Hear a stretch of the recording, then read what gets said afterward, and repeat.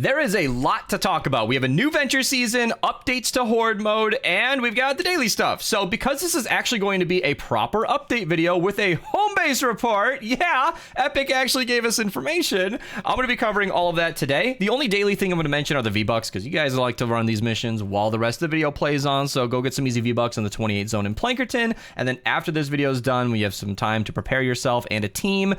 There are 25 V-Bucks in Stonewood, easily the hardest mission that we can get. Power level 9, there it is. 25 more for you if you guys want to go ahead and take that on. So let's talk about what's going on with Horde mode. Scurvy Shoals has come ashore, and Survive the Horde is back with tons of updates and improvements. One of those things, I just loaded into the game alone and with a team. There's now a control panel to decide the difficulty, which is the most heavily requested thing for Horde, hands down.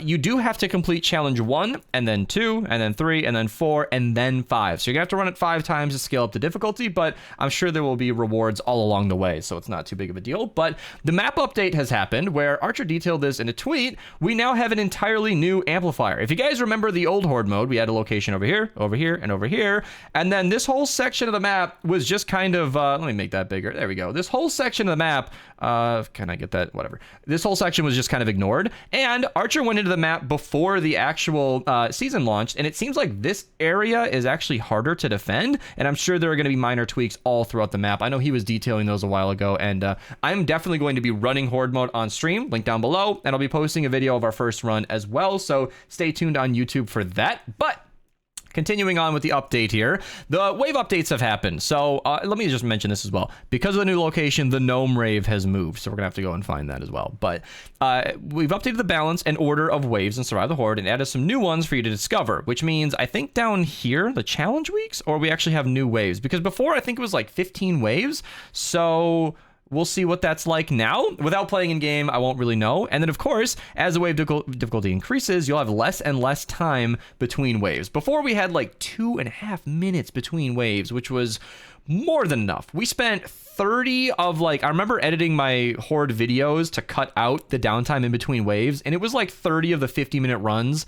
30 minutes of the 50-minute runs were just waiting between waves. It was brutal. So it seems like they cut that down, and there's now a final wave where there's like a major, like a big 5-minute defend at the end. So that'll be pretty cool. And the difficulty tiers I just explained, pretty exciting. And if you unlock the new banner, icons, and sprays, as you complete those difficulties, you'll have some bragging rights. And then I'm not going to read out all of these, but we do have the challenge week schedule. So I have been updating the timeline as I get information from Archer leaking the game. I am going to update this off camera just to, you know, change all these unconfirmed to confirmed. Then I'm going to put the correct ones in there. I don't know the specific rewards we're going to be getting for all of these, but at least for this first week, I can actually show it in the quest tab. If I go to Survive the Horde, we are looking for Storm Surge. We get the Gnome Rave spray. So that'll be pretty cool. We have a few more, new cosmetics, and I'm definitely very excited about that. I'm pretty sure that's it for the home base report. It's not like a normal one where we have like bug fixes and updates like that. And this is all just Horde mode. So there's actually nothing in here about the pirate season that's here as well. Timeline, super useful. This is linked down below. I highly recommend bookmarking it because it lays out everything. The Yarrr questline is here, which I'll talk about. You can see when stuff is coming back around. Rabbit Raider Jonesy is one of the best heroes in the entire game because bows are awesome. He is the strongest. I know Stoneheart Farah exists. I'm aware. He is the strongest bow hero lead, especially if you're running Totally Rockin' Out. He will do the most damage. If you're running like the vacuum tube bow, then Stoneheart Farah is better for that weapon. But every other weapon, he does more damage. It's just insane. And then I also want to mention pirate llamas are great, but we can talk about all that in game more specifically. I also should say, yeah, the Yarrr questline is here. New Venture season. If you guys want to get all the information on Venture season 20, including rewards, loadouts, tips and tricks, I recorded an extra long video on the rewards here. This details everything I have to say about this season, and I timestamped it very thoroughly. This should be super easy to follow along. You don't need to watch anything that you don't already know about, and I've got a ton of useful links in here if you guys need guides on spending your vouchers and your superchargers and all of that. So Venture Season 20 is here, and if you guys want to get through it nice and efficiently, definitely check out that video. I'll link it down below just to keep everybody straight and on track. Let's talk about that Yarrr questline, by the way. So This is the pirate quest line with gold and tickets and tons of different rewards. The Jack's Revenge is a super high-powered pistol that also is available in the pirate llamas. So I'll link my video down below on, I think I have like a best perks for all the pirate weapons, but I've covered pretty much every useful pirate weapon on my channel. Corsair is a super good melee, by the way. And Blakebeard the Black-Hearted is one of the best things to come from this event because he gives you the Blakebeard Stash team perk, which is still very viable. I know that they limited coconuts to 8 and cannonballs to 8 and the peg legs to 6, but it is still very strong. Highly recommend using it. Crossbones Barrett is available in the llamas. Obviously, Blakebeard is available from his quest, and then Pirate Penny, Privateer Hype is available from the llamas as well. Super, super good team perk for Ventures and the normal game. And I've been running Cloak Shadow in the lead. If you don't have them available, it's whatever, but yeah, I've been running this exact loadout last season, and Bouncy Husks might make this less fun, but if you need a basic Ventures loadout, or just an early game, wow, or just a regular loadout, this is good. I say early game, but Cloak Shadow's seasonal from the winter event, so might not be accessible to everybody. Super ranged llamas are available today. The only thing you want from here is Xenon or Vacuum Tubo. There are amazing weapons from these llamas, but 1,000 extra tickets is a ton, and I don't really recommend spending that on anything but the Vacuum Tubo or the Xenon Bow. So, Pirate Llamas. Let's talk about what comes from the Pirate Llamas. I know I'm going fast. I know there's a lot to cover. If you have to rewatch any part of this video, that is totally understandable. I understand. Buccaneer Jonesy deals extra pistol damage. Yeah, after you do sword damage, because the opposite is right down here, Swashbuckler, where if you do sword damage, or if you do pistol damage, it increases sword damage. If you do sword damage, it increases pistol damage. These two heroes, you're meant to just be going back and forth. Wait, he does sword damage. She does sword damage. I'm getting confused, right? Isn't it? Wait, what? Aren't they? Oh, is that? Dealing pistol damage increases sword damage, and then dealing sword damage... Okay, yeah, I can't read. I'm just too excited about Horde mode. Buccaneer Ramirez will be coming out later at the end of the season. I think I'll talk about these as they launch. I'm mostly focused on the llamas. We already covered Privateer and Crossbones, and then Hybrid comes out later as well. I think that's pretty much it for the heroes, but the weapons are where things get very interesting because we are looking at not the steampunk. That's from Wild West. We are specifically looking for the pirate weapons. Duelist is a decent pistol. It does okay damage. Dragoon is a lot of people's favorite shotgun. Wide arcing shotgun does a lot of damage to upfront enemies. Old Betsy and the Spyglass are two very high-powered snipers. If you level these things up as fast as you can, double headshot, you can actually one-shot miss monsters all the way until about the 116 power level zones. Very strong weapons, the Spyglass and the Old Betsy, two of my favorite in the entire game. Bundle Boss is actually kind of good for taking on MSK, big high-level targets. I've covered this weapon recently. It's a little outclassed. It's a little outclassed nowadays, but it's still very strong. The Bowler is very strong. I've showed this in very many videos. It's a little outclassed by the Jabberwocky, but the Bowler is also very good. Again, I have videos on all of these. The links in the description down below might be crazy. And then pretty much all of the melees are pretty good. Corsair is very good. The Fishing Hook is very good. I posted a video on that very recently. I will definitely have to link that down below because it's really good with Paleoluna and Affliction, and it's really good with crit hits cause an explosion. Sir Hootie's pretty good with crit hits cause an explosion. And I saw a Walloper build recently that does 1,000,000 damage per hit. I probably have to make a video on that. AS407 showed me that, and it is very good. I don't know if it's his loadout specifically. He gave me a bunch of people to credit for that, but yeah, I might have to showcase that because it's very, very good. There's really nothing bad to come out of Pirate Llamas, so open as many of these as you can. That's my suggestion.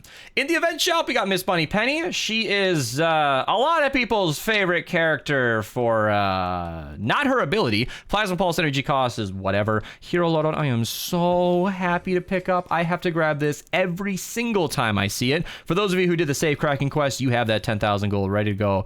Oh, 13. Is it really 13? I thought we were at 12. Or I can't keep track anymore. Okay, we were at 12. Now we're at 13 loadouts we can have. And I think that's pretty much it. Survivors are good to buy if you need them, but nothing else in here is rare. You can get these from regular missions all the time, so don't worry about that. And I'm not going to really be talking about the axe in the shop because it's not that strong. It's not that strong. Floor Freeze is a great trap. Again, like I said, it's not rare enough to buy this with gold. You can get this in regular missions almost every day, so I really wouldn't go out of your way to buy that. You should be saving your gold for the upcoming items. Like I said, Rabbit Raider Jonesy is coming out next week, and Cottontail is less exciting, but also pretty good. So, we covered the Yarrr questline, Pirate Llamas, Miss Moneypenny, V-Box, Horde mode, and I forgot to mention, there we go, I'm glad I write down notes, Trap Supercharger this week. So if you're a late game player who wants to make the traps do more damage, that is going to be available for you to grab in the 160s. Speaking of 160s, let's talk about missions. So I can't obviously show Ventures because there's really nothing to talk about here on day one. So we're just going to move on to Twine. For those of you who are done with Horde mode and you've had all the fun of the new stuff and you just want some good missions to run, 4x perk up is available in the 76 4-player. Then we got the 88 4-player right here with 4x perk up again. Then the 94 zone has the Maverick. That's a really good base game shotgun. It has a lot of Pierce, very strong weapon. 4x reperk in the 108, I'm sorry, the 100 4-player. Then we got the 108 zone with 4x reperk again. Then we have, no, Terminator's not so good. 4x reperk in the 124 4-player. Then we got the high zones, 4x lightning the bottle, 4x reperk, and 4x perk up, all of which are pretty solid. 5x drops range in the 160, 5x perk up and epic perk up in the 160, 5x legendary perk up, and honestly, these three are very solid. This Cat 4 will give you the most legendary perk up today if you need it. Cat 4 missions always give the most, so very, very good. And then we got a couple of things to talk about here. I want to show the upgrade llama that I can't find. Let me just go to Fortnite DB. The one is available in Canny. The only one we have available today is in the 58 Refuel the Home Base. So if you need a free upgrade llama, there you go. Vacuum Tube Sword, one of the best melees in the entire game. That Chain Lightning is insanely strong. And Ranger, pretty good AR, my current favorite. I love that thing so much, and it's available in the 64 zone. AS407 is telling me he's a melee expert in our community. He says the Wicked Wind is good, but I don't know. You can pick that up. I mean, it's a non-zero chance that he'll convince me, and down the line I have a video showcasing one of his builds. It's happened before, so if you want a weapon that might be really strong, pick it up. 1,680 gold should be attainable, but yeah. 4x lightning bottle on the 23 4-player, and that is the quick overview of Save the World. I'm sorry if that was insanely fast. I know it's a ton of information, but that's why I went quick. I don't want this video to be 20 minutes long, so I had to go fast.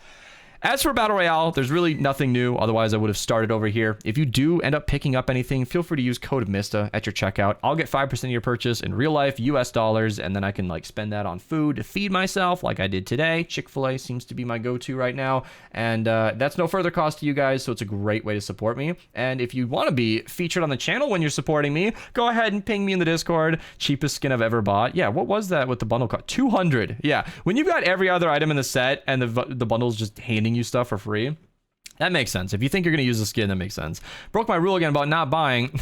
Yeah, nobody likes the locker right now, but it's not gonna stop us from buying stuff we like in game. So thank you guys so much. I really appreciate the support. It really does go a long way.